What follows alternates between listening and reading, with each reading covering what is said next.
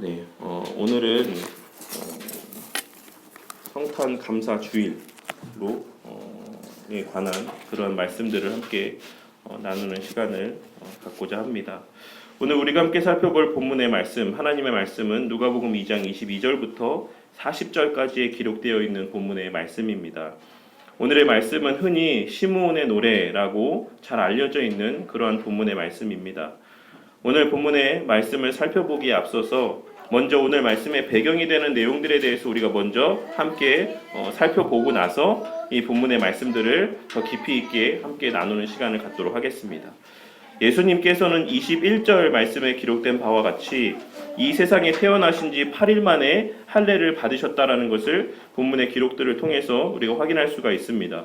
이것은 당시에 유대사회의 관행에 따라서 행하여졌던 일들로서 세례 요한 또한도 1장 59절에 기록된 말씀에서와 같이 난지 8일 만에 할례를 받았다라는 것을 우리가 확인할 수가 있습니다.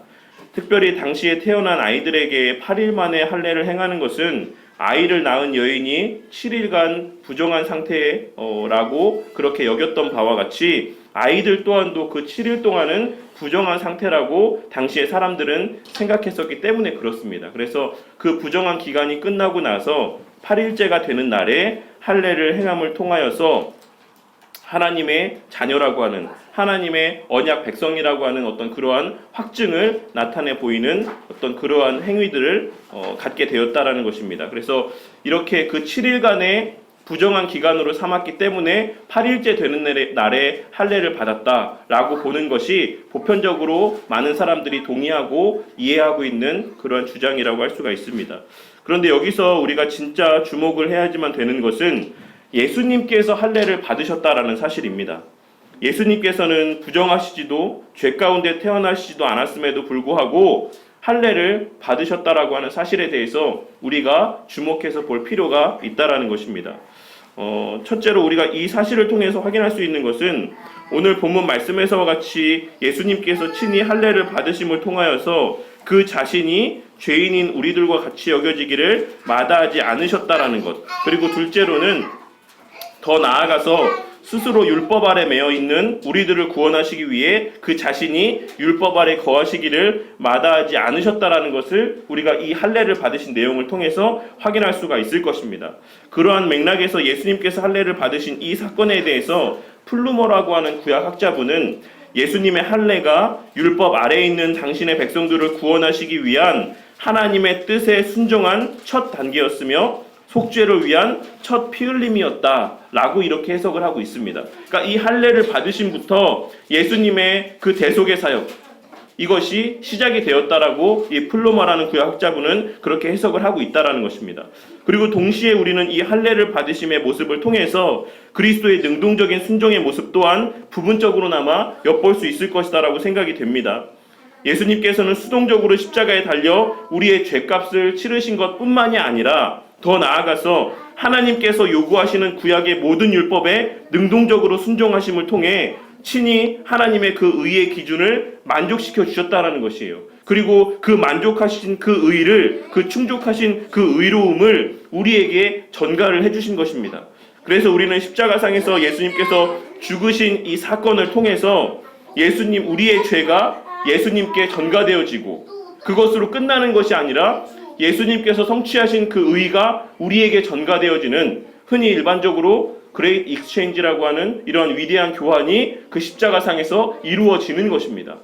오늘날의 일부의 사람들이 예수님의 능동적인 순종의 부분에 대해서 좀 부인하거나 그것을 인정하지 않는 듯한 발언들을 하시는 그런 분들이 오늘날 교회 가운데 좀 있습니다. 그래서 최근에 제가 여러 번 말씀을 드렸지만 이 능동적인 순종과 수동적인 순종에 대해서 좀 여러 가지 논쟁들이 있었지만 우리가 예수님의 능동적 순종을 인정하지 않는다라고 하면 하나님께서 요구하시는 그 의를 우리가 증거할 수 있는, 우리 편에서 증거되어질 수 있는 근거가 아무것도 없다라는 것을 이러한 내용들을 통해서도 다시 한번 깨닫고 마음에 새기시는 우리 성도님들이 되시기를 바라겠습니다. 그리고 그 후에 예수님의 이름이 지음받는 것을 알 수가 있는데 그 이름은 천사가 계시하여 준 것처럼 예수라고 지음을 받았으며 그 이름의 뜻은 우리가 너무나도 잘 알고 있는 것처럼 당신의 백성, 자기 백성을 저희 죄에서 구원하실 자라고 하는 그런 의미가 담겨져 있는 이름이었습니다. 이 이름에 담긴 의미에서도 우리는 예수님의 할례라는 것이 결코 자기 자신을 위한 것이 아닌 자기 백성의 속량과 구속하심을 위함이었다라는 사실을 우리가 확인할 수가 있을 것입니다. 그 이후에 바로 이어지는 내용은 요셉과 마리아가 모세의 법대로 규례를 지키기 위해 예루살렘으로 올라가는 내용이 기록이 되어 있습니다.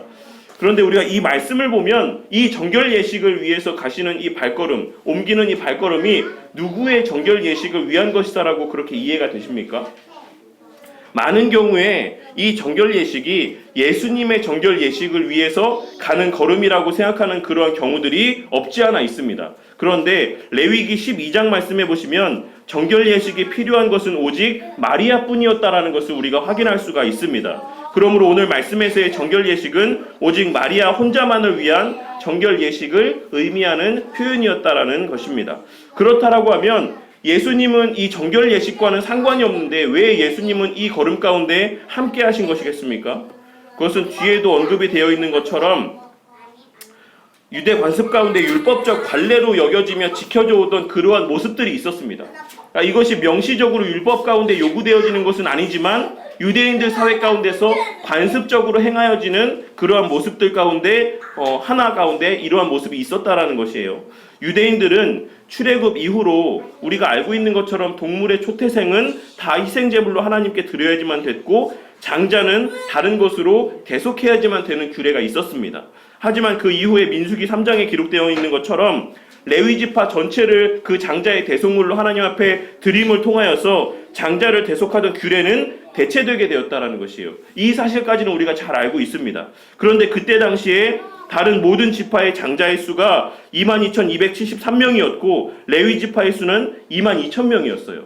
그러니까 여기서 그 수가 맞지 않는 273명이라는 숫자가 차이가 발생을 하게 되었다라는 것입니다. 그래서 이 273명에 대한 대속의 대가로 1인당 5세겔의 성전세를 대신하게 되었고 이것이 유대인들 사이에 하나의 관습이 되었다라는 것이에요. 그래서 그 이후에 태어난 모든 장자들은 그 장자에 해당되는 수대로 5세겔씩의 성전세를 드림으로써 자신들이 하나님께 봉헌된 자라는 사실을 상징적으로 나타내는 이러한 관습들이 유대인들 가운데 있었다라는 것입니다. 그래서 오늘 본문 말씀에서 말하고 있는 예수님과 관련된 이 규례는 성경에 명시되어 있는 것이 아닌 앞서 말씀드린 것처럼 유대인들 사이에 관습적으로 지켜져 내려왔던 그러한 관습을 지키기 위해 예수님도 아기 예수님도 이 걸음 가운데 함께 하셨다라는 것을 우리가 확인을 할 수가 있는 것입니다. 그런데 그런 목적으로 방문한 예루살렘 성전에서 오늘 본문 말씀에 등장하는 이 시므온이라는 사람을 만나게 되었다라는 것입니다. 이 시므온이라는 사람은 다른 성경에는 전혀 등장을 하고 있지 않기 때문에 우리가 이 사람에 대해서 명확하게 더 정확한 어떤 내용들을 확인할 수는 없습니다. 하지만 오늘 본문의 말씀 가운데 기록된 내용을 통해서 이 시므온이라는 사람이 어떤 사람인지를 한번 살펴보자면 먼저 그는 의롭고 경건한 사람이었다라고 성경이 그에 대한 평가를 나타내 보여주고 있습니다. 그리고 이스라엘의 위로를 기다리는 사람이었다라고 기록을 하고 있어요. 여기서 이스라엘의 위로라고 번역되어 있는 표현되어 있는 이 표현은 이사야 25장이나 40장이나 66장의 말씀을 근거로 하고 있는 표현으로서 메시아를 의미하는 표현입니다. 그러니까는 이 시므온이라는 사람은 메시아를 대망하고 있던 사람이었다라는 것을 이 표현을 통해서 우리가 또한 확인할 수가 있는 것입니다. 그리고 성령이 그 위에 머무시는 자였다라고 또 기록을 하고 있어요. 그런데 여기서 머물다라는 이 표현이 미완료형으로 기록이 되어 있어요. 이 의미는 이 성령 하나님께서 이 시므온 위에 시므온과 함께 계속하여 지속적으로 함께하는 그런 상태 가운데 있었다라는 의미가 담겨져 있습니다. 사실 성령 하나님의 내주하심에 대한 어떤 구약과 예수님 공생의 기간과 또 신약 시대와 이 사이에서의 의견들은 좀 분분합니다. 저도 아직 이에 대해서 명확한 어떤 저의 견해를 갖추지 못하고 있긴 한데 제가 이 말씀을 드린 이유가 무엇이냐면 구약 시대의 성령 하나님의 내주하심에 대해서는 어떤 단회적이고 어떤 한시적이었다라고 보는 견해들이 있어요. 그래서 우리가 구약의 표현들을 보았을 때 성령 하나님이 임하였다 사울을 떠나시는 이런 모습들을 통해서 성령 하나님께서 어떤 하나님에 대한 신앙을 고백할 때, 어떤 필요할 때, 선지자들이 예언을 할 때에 필요할 때에만 성령 하나님께서 임재를 하시고 우리 신약 시대와 같이 지속적으로 내주하심의 역사는 없다라고 보는 견해들이 있습니다. 하지만 신구약의 통일성을 근거로 해서 구약 시대에도 내주하셨다라고 보는 견해들도 있기 때문에 이 부분에 대해서는 좀 더 나중에 다시 한번 깊이 있게 다루도록 하겠습니다. 하지만 오늘 본문 말씀에서 이 시므온이라는 이 사람 가운데는 성령 하나님께서 계속하여 지속적으로 함께하는 사람이었다라는 표현의 의미가 이 표현들 가운데 담겨져 있다라고 할 수가 있습니다. 그리고 예수님을 보기 전에는 죽지 않을 것이다라고 하는 예언을 받은 사람이었어요. 이러한 시므온은 성령 하나님의 인도하심에 따라서 성전으로 발걸음을 하게 되었고 그때에 요셉과 마리아가 성전으로 예수님을 안고 들어오는 것을 목도하게 된 것입니다. 여기에 기록된 율법의 관례대로라는 이 표현을 통해서도 우리가 앞서 살펴본 것처럼 예수님의 장자로서의 성전세를 바치는 것이 율법의 명시적 요구가 아닌 율법적인 관습이었다라는 것을 또한 확인할 수가 있을 것이다라고 생각이 됩니다. 어찌됐건 그 예수님을 비로소 마주하게 된 시므온은 벅찬 감동으로 하나님 앞에 찬양의 시, 노래를 올려드리게 됩니다. 그것이 바로 오늘 본문 말씀의 29절부터 32절까지에 기록되어 있는 본문의 말씀입니다. 이 29절부터 32절에 기록되어 있는 이 내용은 흔히 우리가 눅크 디미티스라고 부르는 유명한 구절이에요. 눅크 디미티스. 이것이 언제 애용되어졌냐면 칼빈이라는 우리가 잘 알고 있는 종교개혁 시대의 인물은 자신의 임종의 때에 이 구절을 고백하면서 마지막 눈을 감았다라고 알려져 있습니다. 그리고 그가 목회를 할 때에 매 성찬을 할 때마다 성찬식을 마친 후에 이 성경의 기록을 고백을 하였다라고 알려져 있습니다. 시므온은 이 찬양의 고백을 통해서 하나님께서 말씀하신 대로 메시아이신 예수님을 직접 대면하게 하심으로써 이제야 기다리던 죽음을 맞이할 수 있게 되었음에 대해서 감사했던 것입니다. 이제는 내가 드디어 이 땅에서의 삶을 마무리하고 이제는 내가 저 하나님 계신 저 천당으로 가게 되었구나라고 하는 그 사실에 대한 기쁨과 감격을 느꼈다라는 것이에요. 그리고 그의 사명을 완수하게 되었다라는 것. 이제 메시아를 대망하던, 기다리던, 그를 보기 전까지 내가 이 땅에서 삶을 마무리할 수 없었던 그 사명이 이제는 끝났구나 라고 하는 것을 그가 마음 가운데 깨달음을 통해서 하나님 앞에 감사했던 것입니다. 그리고 자신이 대망했던 구원의 실체를 보게 하심을 통해서 구원에 대한 이 확증을 주심에 대한 감사의 기쁨을 고백을 하고 있는 것이에요. 이는 그 찬양의 가사의 고백을 통해 예수님의 임재하심이 하나님의 뜻 가운데 하나님의 주권적인 사역으로 이루어진 사실에 대한 어떤 고백이라고 할 수가 있는 것이며 당시에 편협한 선민의식을 소유하고 있었던 다른 유대인들과는 달리 시므온은 이 예수님의 임재를 통해서 그 복음이라는 것이 이방의 만방에까지 퍼져나가게 될 것이다라고 하는 어떤 확신을 가지게 되었다라는 것, 그것을 또한 우리가 이 내용을 통해서 확인할 수가 있을 것입니다. 그리고 이 예수님의 존재에 대해서 서술하기를 이방을 비추는 빛이요 주의 백성 이스라엘의 영광이니이다 라고 이렇게 고백을 하고 있는 것을 알 수가 있습니다. 이것은 이 한글 성경에서의 번역된 내용하고 NIV 성경에 기록되어 있는 내용에 좀 차이가 있는데 NIV 성경에 번역된 표현이 좀 더 원문에 가까운 번역이라고 할 수가 있습니다. 이것을 좀 원문의 해석에 가깝게 번역을 하자면 이방인의 계시를 위해서와 당신의 백성 이스라엘의 영광을 위한 빛, 이렇게 해석을 하는 것이 이 원문의 뜻에 좀 더 합당하다고 할 수가 있어요. 이방인의 계시를 위해서와 당신의 백성 이스라엘의 영광을 위한 빛, 이렇게 해석을 해야지만 이 원문의 뉘앙스를 우리가 더 확실하게 분명하게 이해를 할 수 있을 것입니다. 예수님께서 이 땅에 육신의 몸을 입고 오신 성육신의 의미는 하나님과 하나님의 뜻을 드러내 보여주는 계시적인 수단인 동시에 이미 하나님의 계시를 통해 메시아에 대한 지식과 믿음을 허락받은 이스라엘 백성들에게는 영광스러운 존재로 여겨지는 의미가 있었다라는 것입니다. 그러므로 우리는 시므온의 이 표현을 통해 예수님의 이 땅에 오심을 통해서 하나님께서 진행해 나아가시는 구속 역사의 실제와 실체를 눈으로 확인할 수가 있는 것이며 그를 통해 성취되고 증거된 하나님의 말씀의 진실성과 확실성을 통해서 우리가 그리스도를 쫓아가는 삶을 살아가는 것, 우리가 이와 같이 예배를 드리는 삶을 사는 것, 우리가 하나님을 섬기며 하나님께 충성하며 하나님 중심의 삶을 살아가는 것이 얼마나 실제적으로 영광스럽고 복된 삶인지에 대한 확증을 받을 수가 있다는 사실입니다. 시므온은 예언된 말씀과 같이 당신의 백성의 구원을 위해 이 땅에 실제로 임재하신 성육신하신 하나님과 그 예수님을 바라보면서 말씀의 그 실체를 확인하게 되었고, 자신의 하나님에 대한, 그리고 구원에, 그리고 영생에 대한 그 믿음이 실제 성취되었다라는 사실을 확인하게 되었다라는 것이에요. 그러니까 내가 믿어왔던 것, 내가 신뢰했던 것, 내가 기다려왔던 것, 이게 헛된 것이 아니었구나. 내가 하나님에 대해서 갖고 있었던 그 믿음이 헛된 것이 아니었구나. 하나님의 그 약속이라는 것이 그냥 공허한 외침이 아니었구나. 예수님께서 이 땅에 육신의 몸을 입고 이 땅에 오셔서 내 눈앞에 보여짐을 통해서 그것이 정말 실체가 있는 것이구나. 그것이 정말 실제였구나. 라고 하는 확신을 시므온은 갖게 되었다라는 것이에요. 그것에 대한 감사를, 그것에 대한 기쁨과 감격을 이 고백을 통해서 나타내 보여주고 있는 것입니다.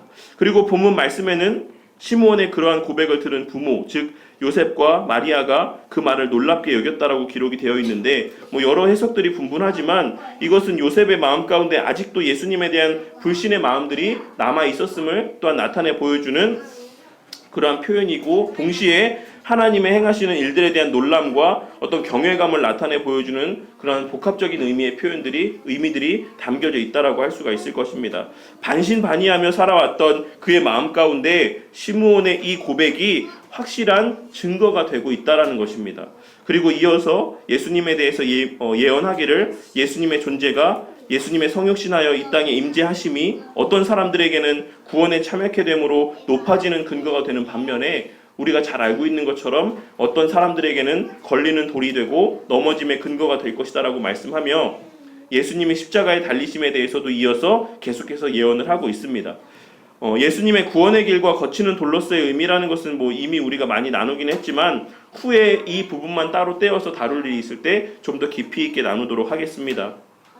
그리고 뒤에 이어지는 마리아를 향한 예수님의 이 마리아의 마음을 칼로 찌르는 듯 하게 될 것이다, 예수님이 라고 하는 이 예언의 말씀은 예전에 설교 때도 말씀을 드린 적이 있지만, 예수님이 마리아, 육신의 어머니인 마리아 앞에서 십자가에 달리시는 그 모습이 그 마음 가운데 정말 자신을 칼로 찌르는 듯한 그러한 고통을 주는 그러한 모습으로 여겨지게 될 것이다라는 그 말씀을 하고 있는 것이에요. 그래서 이 말씀은 표면적으로는 그것이 드러나 있지 않지만 내면적으로 바라봤을 때는 예수님의 십자가에 달려 죽으심을 예표하고 있는 예언적 말씀이다라는 것을 우리가 확인할 수 있을 것이다라고 생각이 됩니다.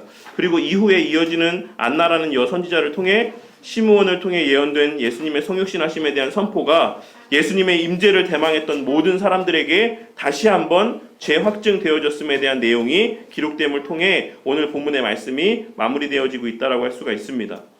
세세하게 긴 본문의 말씀이기 때문에 더 깊이 있게 본문을 주석할 수 있겠지만, 오늘 우리가 함께 나누고자 하는 어떤 중심의 메시지만 다루기 위해서 주석 부분은 이 정도만 다루도록 하겠습니다. 오늘 본문 말씀에서 시므온은 예수님의 성육신하심을 마주한 그 순간에 엄청난 기쁨과 감격과 그리고 감사의 마음에 사로잡혔다라는 것을 이 본문의 기록들을 통해서 확인할 수가 있습니다. 그리고 오늘 이 시대를 살아가고 있는 수많은 그리스도인들도, 심지어 교회를 다니지 않는 자들도 매년 이 연말에 크리스마스 성탄절의 때가 되면 큰 기쁨과 감사로 연말 연시를 보내는 모습들을 우리가 어렵지 않게 보게 됩니다. 그런데 과연 오늘 본문 말씀에서의 시므온이 느낀 이 기쁨과 감사의 내용들과 이 시대를 살아가는 수많은 그리스도인들의 어떤 성탄절에 느끼는 기쁨과 감사의 내용들이 같은 것이다라고 우리가 할 수가 있을 것이다라고 생각이 되십니까?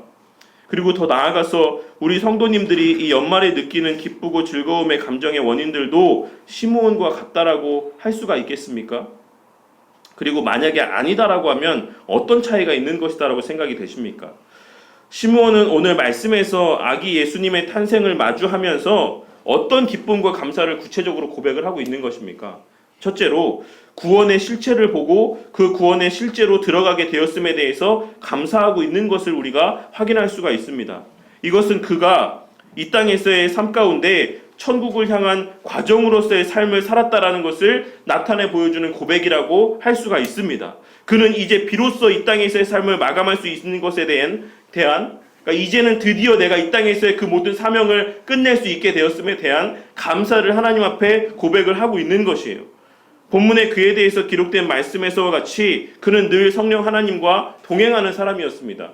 성령 하나님과 동행하는 사람이었다라고 성경이 기록하고 있는 것은 그가 일상의 삶 가운데 늘 하나님을 인지하고 하나님과 교제하며 살아가는 삶이었다라는 것을 나타내 보여주는, 보증해주는 그러한 의미의 표현이라고 할 수가 있습니다.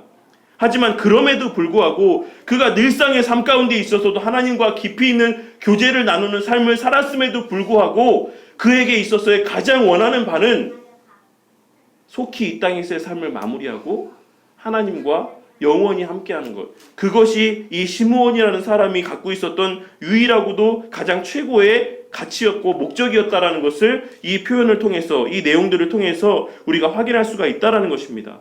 이는 성령 하나님의 충만하심 가운데 살아가는 이들의 삶의 모습과 방향성과 그리고 목적과 가치에 대해서 잘 나타내 보여주는 표현이라고 할 수가 있을 것입니다.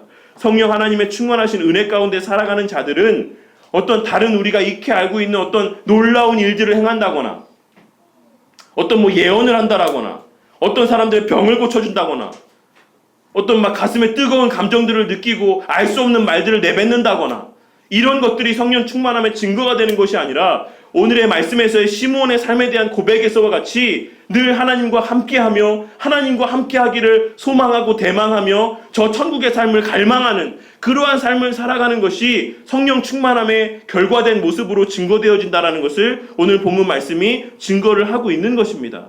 그러한 그에게 있어서 이제 궁극적인 그 바람이었던 하나님과 함께하는 삶을 살게 되는 그 때가 되었을 때에 시므온에게 있어서는 그것이 너무나도 큰 감사가 되었다는 것이에요. 이제는 내 소원이 이루어지는구나. 이제는 내 바람이 성취가 되어지는구나 라고 하는 그러한 기쁨과 감격이 예수님을 바라보며 시므온의 마음 가운데 새겨지게 되었다는 사실입니다. 그것이 시므온이 감사했던 이유였어요. 그것이 시므온이 감격했던 이유였습니다. 그것이 아기 예수님을 대면했던 시므온이 느꼈던 기쁨의 근원이었다라는 것입니다. 둘째로는 자신의 믿음의 삶이 영광된 삶이었음에 대한 어떤 기쁨과 감사와 감격의 고백이었다라는 것입니다. 사도 요한이 요한일서 1장 1절에서 태초부터 있는 생명의 말씀에 관해서는 우리가 들은 바요, 눈으로 본 바요, 자세히 보고 우리의 손으로 만진 바라 라고 고백한 것처럼 시므온은 그 말씀의 실체를 직접 대면하고 만져봄을 통해서 태초부터 있었던 그 말씀을 따르며 그 말씀에 순종하며 살았던 그 삶이 정말 가치 있는 삶이었구나. 그게 정말 영광된 삶이었구나. 그게 의미 있는 삶이었구나. 라는 것을 하나님으로부터 확증받게 된 것에 대한 감사와 감격을 하나님 앞에 고백을 하고 있는 것입니다. 하나님의 약속의 말씀을 믿고 그 말씀에 순종하며 그 약속을 대망하며 살아왔던 그의 삶이 정말로 사람들이 생각했던 것처럼, 사람들이 손가락질했던 것처럼 미련한 삶이 아닌, 무가치한 삶이 아닌, 무의미한 삶이 아닌 정말 의미가 있고 가치 있는 삶이었다라는 것을 그가 예수님을 바라봄을 통해서 그 마음 가운데 확신하게 되었다라는 사실입니다. 하나님의 말씀을 신뢰하며 살아가는 자들에게는 언제나 필연적으로 그 신뢰와 그러한 삶에 대한 의심을 불러일으키는 시험들이 존재하기 마련입니다. 하나님께서 정말 살아계실까? 하나님께서 정말로 우리 가운데 역사하시는 것일까? 하나님의 계획하신 대로 우리의 삶을 인도하고 계시는 것일까? 천국이 정말로 실제하는 곳일까? 하나님의 말씀대로 순종하며 살아가는 삶이 정말로 가치 있는 삶일까? 그게 정말 의미가 있을까? 그러한 의심들이 끊임없이 하나님을 믿고 하나님을 따르며 살아가는 삶의 모습들 가운데 계속해서 우리의 삶을, 우리의 신앙을 흔들어 놓기 위해 우리의 삶에 침투하는 것입니다. 그것은 믿는 자들에게일수록 더욱더 강하게 그리고 더 교묘하게 찾아오는 의심과 유혹일 것이다라고 생각이 됩니다. 그리고 시므온 또한도 정말 메시아가 오기는 하는 것일까라고 하는 의문을 갖게 되었을 수도 있습니다. 그리고 그가 나타내 보인 감격의 정도에 비추어 봤을 때 그러한 의심이 들었음을 우리는 또한 확신할 수 있을 것이다라고 생각이 돼요. 그 마음 가운데 그러한 불안의 마음들이 있었기 때문에 예수님을 바라보게 되었을 때, 대면하게 되었을 때 그에 대해 느껴지는 감격과 감사 또한도 그와 같이 컸다라는 것을 우리가 충분히 짐작할 수가 있는 것입니다. 예수님의 성육신하심에 대한 감사는 그런 것과 같이 하나님의 말씀 안에 온전히 거하며 신뢰하며 순종하는 삶을 살아가는 자에게만 더욱 온전히 체험되어질 수 있는 것이다라는 것을 우리가 이 내용들을 통해서 확인할 수가 있는 것입니다. 그러니 이러한 시므온의 감사의 내용들을 종합해 봤을 때 예수님의 성육신에 대한 감사는 도대체 어떤 사람들에게 온전히 만끽되어지는 것이다라고 할 수가 있겠습니까? 그것은 하나님의 구원의 약속을 믿고 신뢰하며 이 땅에서 각자에게 주어진 하나님 나라와 하나님의 영광을 위해 주어진 사명을 온전히 감당하며 언제 하나님을 다시 뵙게 될지를 소망하고 대망하며 살아가는 자들에게만이 이 예수님의 성육신이라는 것은 온전히 체험되어지고 감사의 제목으로 여겨지게 되고 그 주님께서 주신 그러한 또 기쁨의 제목들을 온전히 누리게 되는 그러한 모습들로 이어지게 될 수 있을 것이다라고 생각이 됩니다. 우리는 우리 그리스도인들은 이 예수님의 이 땅에 오심을 기념하는 이 날에 때로는 너무 힘들다고 느껴질 수도 있는 그러한 사명 감당의 걸음 가운데 그 삶이 결코 헛된 수고의 삶이 아니다라는 것을 확신할 수가 있는 것입니다. 하나님을 믿지 않는 자들까지도 기뻐하고 즐거워하는 이 세상에 존재하는 대다수의 사람들이 기념하는 이 예수님의 성육신이라고 하는 이 분명하고도 명백한 역사적 사실 앞에서 우리의 수고가 진정 가치 있고 의미 있는 수고라는 사실을 다시 한번 확신할 수가 있는 것입니다. 그리고 우리의 마지막 날이 복되고 기쁜 날일 것임이라는 사실에 대한 확신을 가질 수가 있다라는 것이에요. 왜냐하면 우리 주님께서 우리에게 그 마지막 날이 복되고 기쁜 날이 되게 해주시기 위해 친히 인간의 몸을 입고 이 땅에 오셔서 능동적으로 수동적으로 순종의 삶을 사심을 통해 우리에게 영생복락의 삶을 허락해 주셨기 때문에 그렇습니다. 그렇기 때문에 우리가 이 성탄절에 이 예수님의 오심을 기념하는 이 날에 우리의 그와 같은 소망들이 그와 같은 기쁨과 감사들이 더욱더 고취되어지고 고양되어질 수 있다라는 것입니다. 우리가 기념하는 이 날은 그것에 대해서 기뻐하고 그것에 대해서 감사하는 것입니다. 그러니 천국 소망 가운데 각자의 사명을 죽기 살기로 감당하며 살아가는 자들에게만 이 날의 본질인 예수님의 성육신이 가치가 있고 의미가 있다라고 할 수가 있는 것입니다. 그리고 그러한 확신의 삶 가운데 진정한 감사와 기쁨과 감격의 삶 가운데 증거되어지는 그러한 믿음의 행실들이 시므온의 고백이 마리아와 요셉의 감사와 어떤 감격과 확신으로 이어졌던 것처럼 다른 이들의 감사와 기쁨과 확신으로 이어지게 된다라는 것입니다. 우리의 그와 같은 실제적인 믿음과 확신이라는 것은 반드시 우리의 실제의 삶에서의 행실로 증거될 수밖에 없고 그와 같은 실체 있는 믿음과 소망 있는 믿음, 확신 있는 믿음의 행실들이 바로 말씀의 능력이 되어서 다른 이들에게 눈에 보이지 아니하시는 하나님을 보게 만들고 눈에 보이지 아니하는 천국에 대한 관심과 확신을 갖게 만드는 수단이 될 수가 있다라는 것입니다. 그리고 그러한 확신 있는 믿음과 행실을 통해서 증거된 복음만이 다른 이들을 주의 몸된 교회로 불러 모으는 일에 효력 있고 능력 있게 선용이 될 수 있는 것이며 그러한 신앙과 행실을 통해 주의 몸된 교회는 채워지고 세워지며 하나님의 나라는 확장되어져 가고 하나님의 구속 역사는 완성되어져 가는 것입니다. 그리고 이 예수님의 오신 날을 기념하는 것은 그와 같은 열매로 이어질 때에만 진정 가치가 있고 의미 있는 날이 된다라는 것을 꼭 명심하고 마음에 새기시는 우리 성도님들이 되시기를 바라겠습니다. 그저 먹고 마시며 무의미한 시간들로 흘려보내는 이 성탄절의 때는 입으로는 예수님의 탄생에 기뻐하고 감사한다라고 아무리 고백한다라고 할지라도 실상은 우리에게 있어 아무 유익이 없는 무익한 날, 오히려 해악만이 가득한 날로 우리에게 자리하게 될 것이다라는 사실을 꼭 깨닫는 은혜가 있으시기를 바라겠습니다.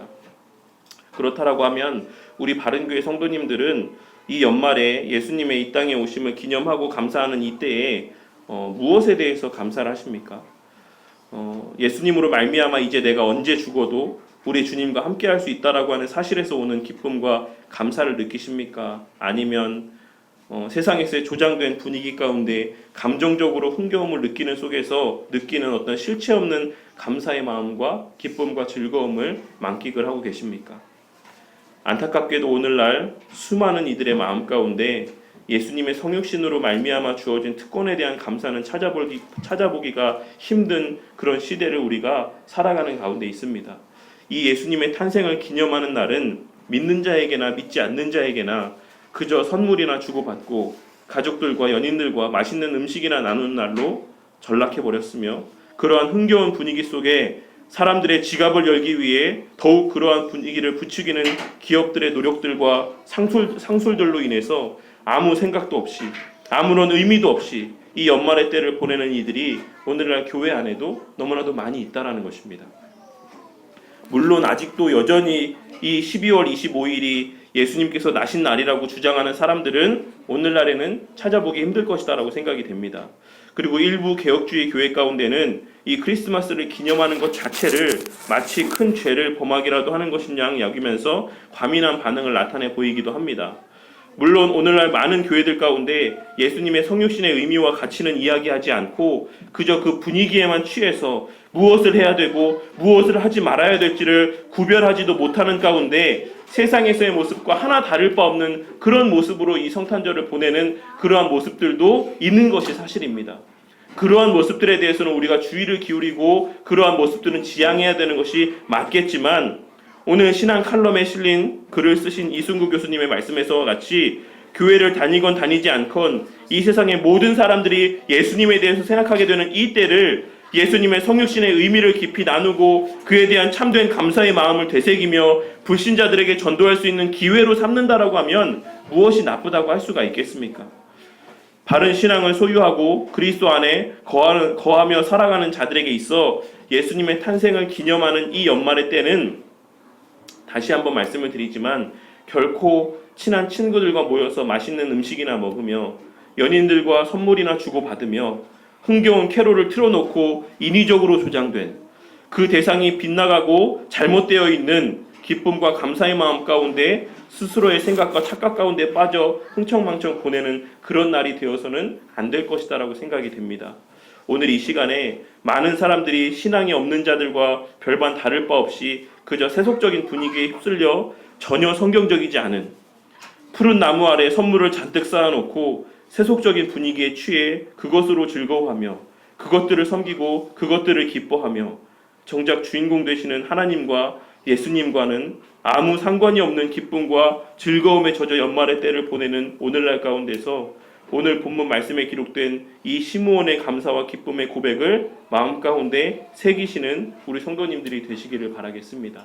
그러면서 정말 하나님의 말씀을 조용히 묵상하며 그 말씀을 성취하여 주시고 실제로 확증하여 주신 하나님께 감사하는 이 연말의 때를 보내시는 우리 성도님들이 되시기를 바라겠습니다.